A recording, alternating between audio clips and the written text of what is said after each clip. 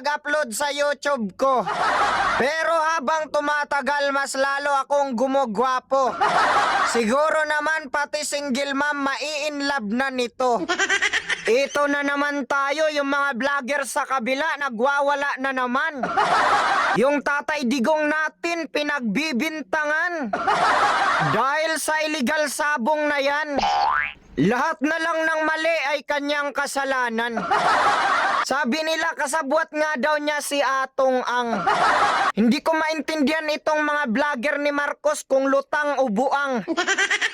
Husto kayo sa gulang pero wala kayong galang. Dapat makinig ka na lang. Wala na talaga kayong ibang magawa, no? Kundi siraan ang bayani ng mga Pilipino. Yung gawain ng inyong amo, pinagbibintang nyo.